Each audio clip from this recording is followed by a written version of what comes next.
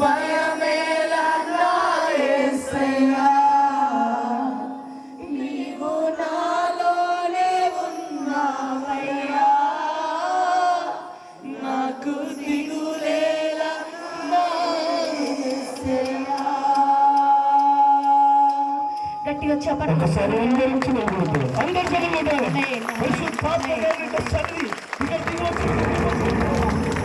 అభిషేకం మీద ఉండలేక బాధల్లో, కష్టాల్లో, రోజుల్లో, వేదల్లో, కష్టంలో, శాపంలో, అవమానంలో, దిక్కుతోటి పరిస్థితుల్లో ఉన్నారు. యేసు శక్తి కలిగిన నామములో ప్రతి బంధకం తెగిపోనుగాక, ప్రతి గొంతు తెగిపోనుగాక, ప్రతి వేదన, శోధన, వేదన తెగిపోనుగాక.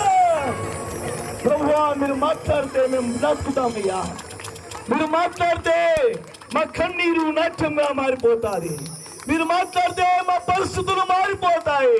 అయ్యా, ఈ రోజు మీరు నాతో మాట్లాడని దేవా అని చేతులు పైకెత్తావా? ఎస్, నువ్వు నా తోడుగా ఉన్నా.